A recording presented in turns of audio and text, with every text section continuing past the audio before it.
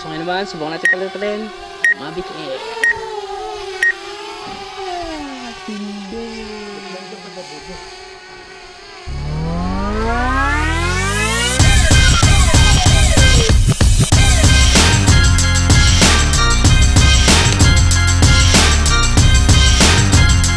Naman natin paliparin yung Karma drone.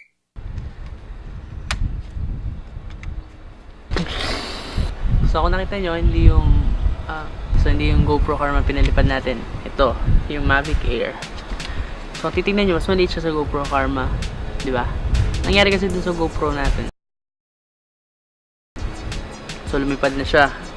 Paglipad niya, nag-GPS error connection siya. So pagkalipad niya na ganyan, dumiretso siya sa right side. Eh dahil nga walang obstacle avoidance ang GoPro, ayun, sira yung mga propeller. Sinoli natin. Pinalitan natin ng MAVIC AIR. MAVIC AIR naman, meron siyang obstacle avoidance. So kung makikita nyo sa harapan, meron siyang mga sensor sa harap, sa likod, at saka sa ilalim. So ano ba yung obstacle avoidance? Yun yung babangga na yung drone mo, hihinto siya ng kusa or mag-signal siya sa'yo, iiwas na siya, diba? Meron din siyang 3-axis gimbal, so it's napaka-stable ng shot niya. So meron kasi siyang dalawang klase pag binili nyo. Meron yung $799, yung regular lang, at saka yung $999. So yung binili natin $999, kasama dun yung MAVIC AIR, controller, propeller guard, bag, propellers, charger, battery. Meron din siyang adapter para i-charge yung controller nyo isa't sa isa dun sa battery. So ayan, extra joystick and wires. So ang downside lang po compare sa GoPro Karma ay ang kanyang controller, dahil kailangan pang gamit ng cellphone. So, kailangan pa ilagay yung cellphone mo. Yan.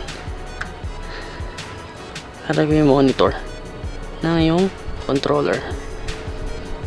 So kung bukay niya siya, titignan natin. Maliit pa rin. Hindi pa rin siya ganun kalaki.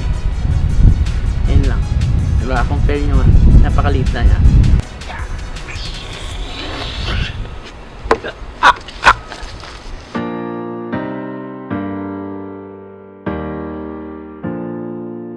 Baby, lay on back and relax. Kick your pretty feet up on my dash. No need to go nowhere fast. Let's enjoy right here where we at.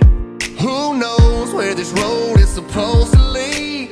We got nothing but time. As long as you right here next to me, everything's gonna be alright. If it's meant to be, it'll be, it'll be. Baby, just let it be. If it's meant to be, it'll be, it'll be. Baby, just let it be. So won't you ride with me, see where this thing goes. If it's meant to be, it'll be, it'll be. Baby, if it's meant to be. So sabi po nila flat daw po ang earth.